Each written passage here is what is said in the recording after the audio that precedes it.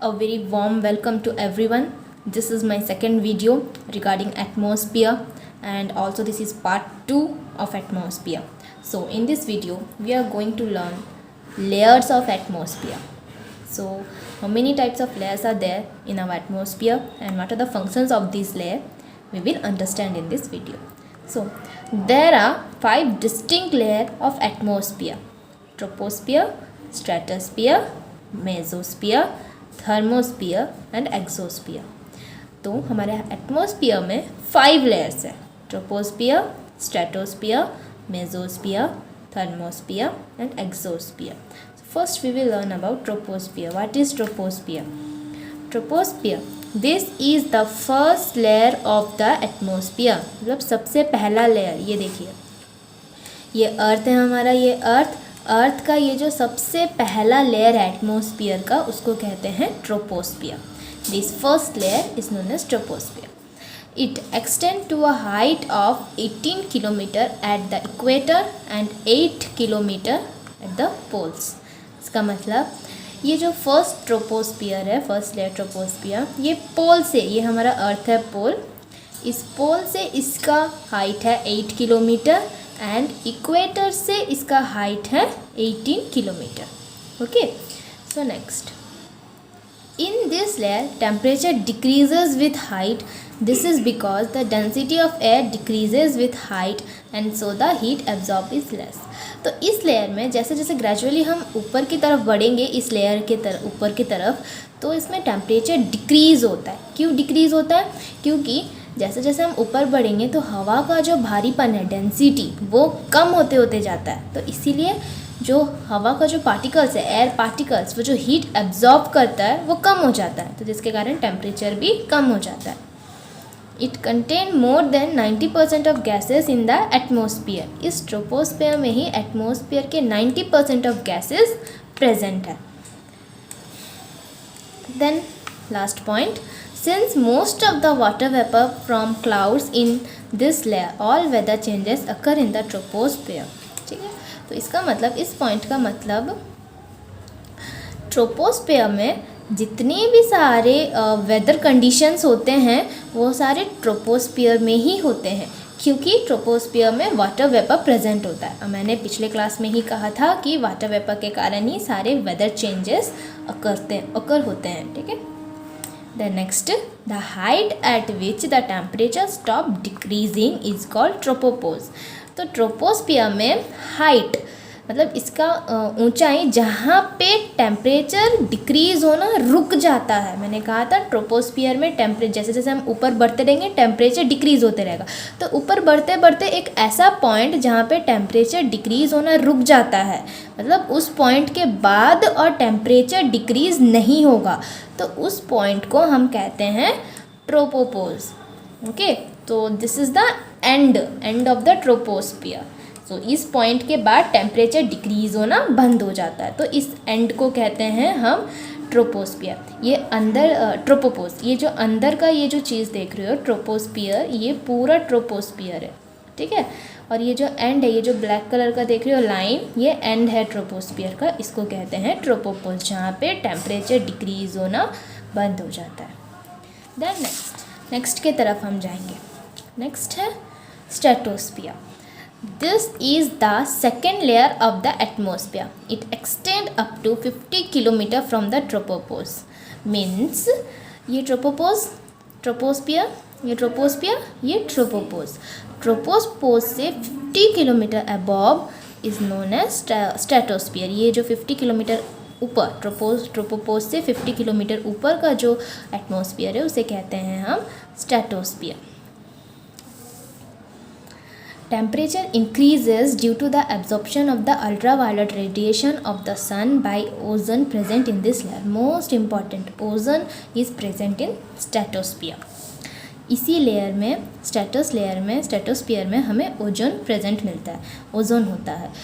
इस लेयर में ओजोन होने के कारण टेम्परेचर बहुत ज़्यादा इंक्रीज़ हो जाता है, क्योंकि ओजोन लेयर, हमें पता है ओजोन लेयर सन के अल्ट्रावायलेट रेज़ को एब्जॉर्ब कर लेता है, तो जिसके कारण इस एरिया का, इस एटमॉस्फेयर का टेम्परेचर इंक्रीज़ हो जाता है. Then next, This layer is free from clouds and associated weather phenomena. Hence, it provides ideal flying condition for large jet planes. तो ये जो लेयर है स्ट्रेटोस्फियर, इस लेयर में क्लाउड्स प्रेजेंट नहीं है, तो इसीलिए इस लेयर में कोई भी वेदर फेनोमेना नहीं होता है. क्लाउड्स कहाँ पे प्रेजेंट है? ट्रोपोस्फियर में, क्योंकि ट्रोपोस्फियर में वाटर वेपर है, स्ट्रेटोस्फियर में वाटर वेपर नहीं है, इसलिए यहाँ पे क्लाउड्स प्रेजेंट नहीं है और यहाँ पे कोई भी वेदर कंडीशंस नहीं होते हैं, वेदर फेनोमेना नहीं होते हैं. तो इसीलिए ये एक आइडियल प्लेस है जेट्स के लिए एंड एरोप्लेन्स के लिए. जितने भी सारे जेट्स एंड एरोप्लेन्स हैं वो स्ट्रेटोस्फियर में ही उड़ते हैं. Then last point, the end of the stratosphere is called the stratopause. Same in troposphere, end of the troposphere is known as tropopause, and in stratosphere, end of the stratosphere is known as stratopause. So this blue color line which is the end of the stratosphere is known as stratopause. Okay, ये अंदर का जो हिस्सा है 50 kilometre वाला, ये है तो आपका स्ट्रेटोस्फियर, और इसका ये जो ब्लू कलर का लाइन है ये स्ट्रेटोस्फियर का एंड है जिसको कहते हैं हम स्ट्रेटोपोज. देन नेक्स्ट लेयर है हमारा mesosphere. Mesosphere. The mesosphere extends to a height of 80 kilometre from stratosphere. तो स्ट्रेटोस्फियर से ये देखिए यहाँ पे डायग्राम है, ये देखिए ये अर्थ है, ये troposphere 8 kilometre from the pole and 18 kilometre from the equator. Then आता stratosphere 50 kilometre from tropopause. Then आता मेसोस्फियर स्ट्रेटोपोज से 80 किलोमीटर अबव है, मतलब स्ट्रेटोपोज से 80 किलोमीटर अबव का हिस्से को हम बोलेंगे मेसोस्फियर. देन इसके फंक्शंस की तरफ जाएंगे. है the temperature decrease again falling as low as -90 degree Celsius. तो इस मेसोस्फियर में टेम्परेचर अगेन डिक्रीज हो जाता है, लगभग -90 डिग्री के आसपास चला जाता है. The end of this layer is known as mesopause. Similarly end of the mesosphere is known as menopause. This black color line which is the end of the mesosphere is known as mesopause.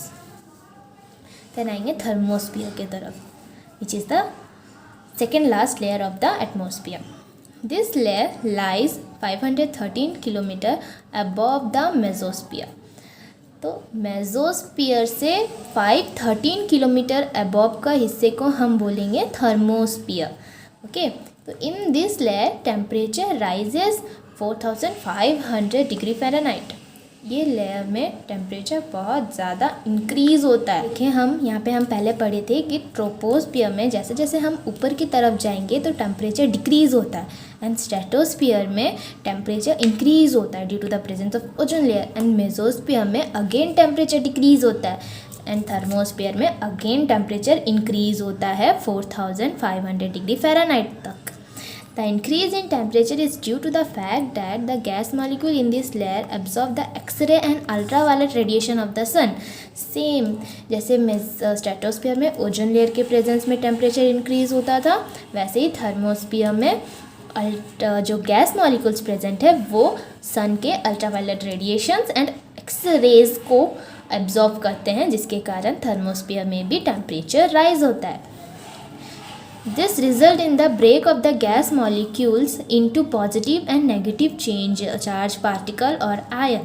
Thus, this layer is also known as the ionosphere. This is the most important point. Ionosphere. This layer को हम thermosphere को हम ionosphere भी कहेंगे. क्यों? क्योंकि इसके अंदर जो positive and negative particles form होते हैं. कैसे फॉर्म होते हैं पॉजिटिव एंड नेगेटिव पार्टिकल्स?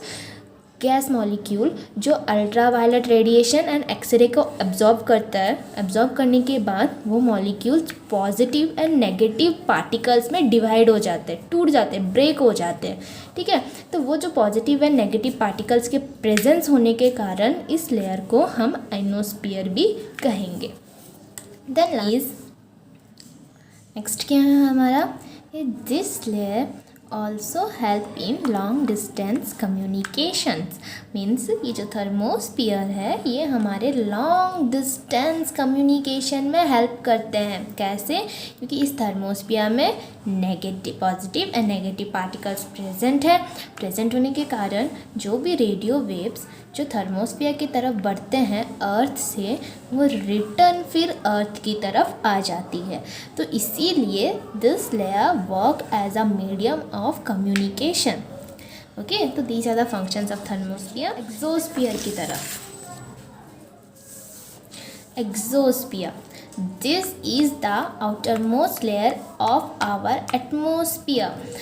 जैसे कि ये लास्ट स्लाइड में हमने देखा कि थर्मोस्फियर मेसोस्फियर के बाद आता है, देन थर्मोस्फियर के बाद आता है हमारा एक्सोस्फियर। एक्सोस्फियर सबसे लास्ट लेयर है एटमोस्फियर का। ओके, तो फंक्शंस क्या है एक्सोस्फियर के? The exosphere extend beyond the thermosphere up to 960 kilometre. Thermosphere से ऊपर 960 किलोमीटर ऊपर